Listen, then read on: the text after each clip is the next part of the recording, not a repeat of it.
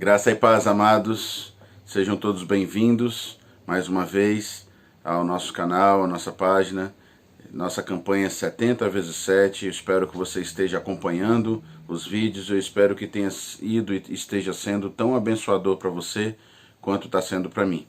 É uma experiência única podermos estudar e relembrar um pouquinho de cada livro da Bíblia, um livro por dia.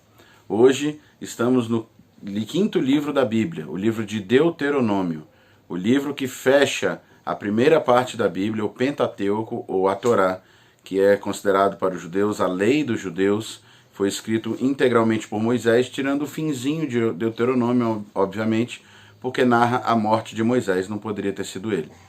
Nós estamos hoje chegando ao quinto livro, Deuteronômio. E Deuteronômio tem um nome esquisito, um nome diferente. E talvez você até ache engraçado ou feio, mas a verdade é que Deuteronômio significa segunda lei ou repetição da lei. O que acontece? Moisés está próximo do fim da sua vida, ele já estava com 120 anos, ele já estava às beiras, às margens da terra prometida, mas Deus havia dito a Moisés que ele não entraria na terra prometida com o povo. Por um incidente, por uma ocasião, onde Moisés estava muito irritado com a rebeldia do povo, Deus dá uma ordem a Moisés e Moisés cumpre a ordem com o seu próprio querer, da forma como a sua raiva dominando e não para honrar o Senhor. E por isso, como um líder, ele deveria ter dado exemplo e aí Deus o castigou dizendo que ele não entraria na terra prometida. Isso nos faz pensar na responsabilidade que nós temos diante de Deus. E se você é um servo do Senhor, ou se você tem agora aprendido que precisa responder a esse Deus que te amou primeiro. O tema da nossa campanha desses 70 dias é amor e perdão. Nós o amamos porque ele nos amou primeiro. E o Senhor nos amou e nos resgatou, ele pagou o preço, ele fez tudo o que era necessário para que nós pudéssemos ter vida e vida em abundância. Então agora temos uma responsabilidade diante de Deus. Você que está me ouvindo não é por acaso. Você que está assistindo esse vídeo, seja você um frequentador de uma igreja há anos, ou seja você alguém que nunca colocou seus pés em nenhuma igreja.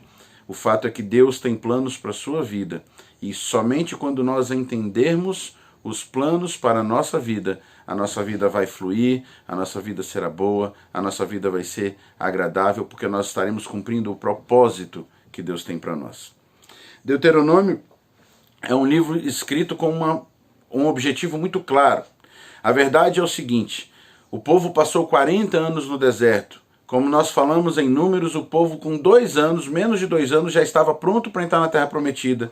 Mas Deus manda entrar e o povo não quer entrar com medo, dizendo que os povos que habitavam lá eram muito grandes, que eles eram como gafanhotos. E aí eles duvidaram da ação e do poder de Deus, que havia libertado eles do Egito, uma nação muito mais poderosa, que havia abrido o mar, que tem mandado o maná, que tinha mandado durante todo esse tempo a nuvem durante o dia para cobrir, para aliviar o povo do sol, a coluna de fogo à noite para aquecer, no deserto é muito frio à noite, e para iluminar, e mesmo assim eles duvidaram. Então Deus castigou, dizendo que ninguém daquela geração entraria na terra prometida. Somente aqueles que tivessem até 20 anos e os que nascessem durante o deserto. Então 40 anos, 38 anos depois, um total de 40 anos, Moisés está à beira da terra prometida e ele entende que ele precisa preparar esse povo, porque o povo que estava ali não era mais o mesmo povo que saiu do Egito. Não era o povo que experimentou a escravidão do Egito, a desesperança, a desolação do Egito, e viu a mão de Deus de uma forma maravilhosa agir por eles. Não foi o povo que viu, ou pelo menos que se lembraria com muitos detalhes, de Deus se manifestando a Moisés de uma forma tão espetacular no cume do monte, quando todo o cume do monte fumegava e fumaça, e eles puderam ouvir uma parte a voz de Deus falando com Moisés. Não foi o povo que tinha presenciado tantos milagres quanto o mar se abrir, quanto a chegada do maná. Foi um povo que aprendeu a conviver com essas coisas maravilhosas que Deus fazia como algo natural. O maná brotava e para quem nasceu já nesse contexto acha que isso é uma coisa natural. Como hoje, muitas vezes, muitas pessoas olham para esse universo todo bem organizado, para esses dias, as estações do ano, a Terra tendo todos os elementos necessários, nós estamos na distância correta do Sol, mais perto nós torraríamos, mais longe nós congelaríamos, e acha natural, acha que isso veio do nada. E não veio de um Deus amoroso, consciente, inteligente e que transmite pela sua criação, pelo seu poder, a sua inteligência. Então Moisés entende que precisa preparar esse povo, precisa contar ou relembrar a esse povo a lei de Deus, a vontade de Deus para a sua vida. Esse povo, eles conheceram durante 40 anos uma caminhada aos pés de um grande líder, um homem que falava face a face com Deus. Mas agora eles não teriam mais Moisés. Eles conheceram muitas vitórias, mas Deus agora vem lembrar ao povo da necessidade de, mesmo nas vitórias, mesmo na guerra, cuidar da santidade da vida e se preparar para viver então na terra prometida. O tema do livro, o objetivo do livro de Deuteronômio então é preparar a nova geração de Israel para viver em Canaã. Deuteronômio tem algumas características muito interessantes. Ele traz a Shema, ou seja, uma profissão de fé, lá em Deuteronômio 6, versos 4 a 9. E ele começa dizendo: ouve, ó Israel, o Senhor teu Deus é o único Deus. No princípio, no começo, quando Moisés está trabalhando ainda com o povo, Deus se preocupou em contar para Israel que ele era poderoso e suficiente para libertá-los e amoroso para se importar com eles na escravidão do Egito. O Egito era um país idólatra, politeísta, com vários deuses, só que Deus se mostra como maior do que todos os outros deuses. Deus não se preocupou em, logo no começo, dizer ao povo: não existe nenhum outro Deus, sou o único, isso tudo é mentira. Ele mostra pelas suas ações, pelo seu amor, que ele era um Deus que valia a pena ser adorado. Agora, finalmente, o povo já havia caminhado tempo suficiente para que Moisés pudesse trabalhar o povo e dizer: olha, o Senhor teu Deus é o único Deus. E você vai ensinar isso aos seus filhos, andando pelo caminho, ao deitar, ao levantar, escreve nos umbrais das tuas portas, ata na testa para lembrança. O Senhor teu Deus é o único Deus. Não há outro. Ninguém se compara a Deus. Ele é considerado o livro teológico central do Velho Testamento inteiro, do Antigo Testamento. São 259 referências que Deuteronômio faz aos outros 4 livros, né, do Pentateuco, a lei. E ele é o livro mais citado do Antigo Testamento. No Antigo Testamento, há 356 versos posteriores ao Pentateuco, a Deuteronômio, que citam Deuteronômio. No Novo Testamento, 190 citações a Deuteronômio. Foi o livro que Jesus mais citou, devia ser um dos livros preferidos de Jesus.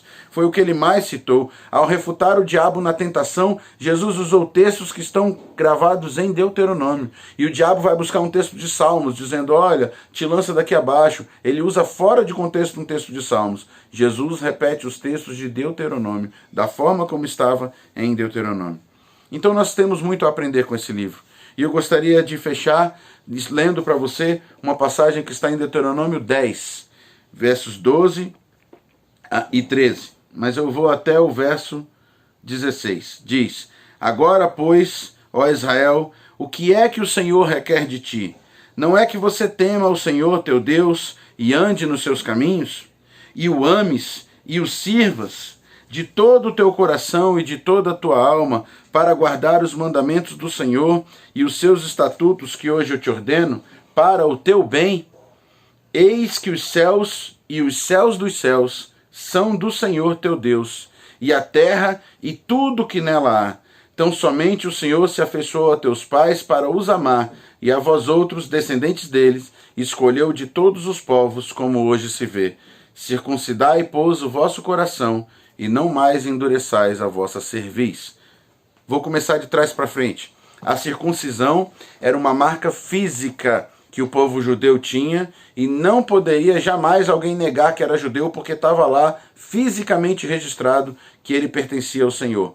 Ao 8º dia, todo homem tinha, a pele do prepúcio cortada, e eles então tinham uma marca física: eu pertenço a Deus. Mas era uma marca exterior. Deus vem falar então agora: circuncidai o vosso coração, tenha uma marca de pertencimento ao Senhor no seu coração, que o seu coração demonstre a quem você serve, que o seu coração demonstre quem pagou o preço por você, quem comprou você, quem fez você, quem criou você, quem amou você. Então ele começa dizendo, olha, o que é que o Senhor teu Deus te pede? E são 4 pontos bem rápidos que eu queria falar com você. Primeiro, ele pede, ele requer, né, que está lá no texto, que nós devemos temer e reverenciar o Senhor nosso Deus.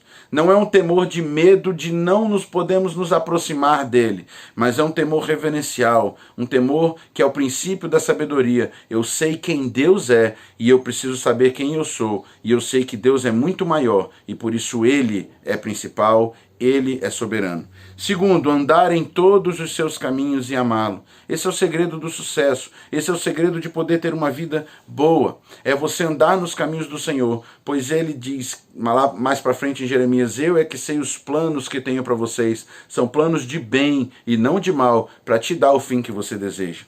Depois ele diz, olha, servir ao Senhor de todo o seu coração e de toda a sua alma.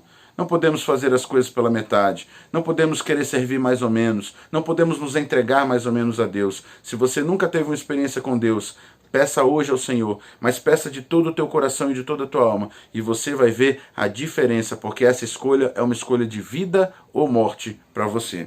E por último ele diz, guardar os mandamentos do Senhor. O livro de Salmos vai dizer, escondi a tua palavra no meu coração para eu não pecar contra ti.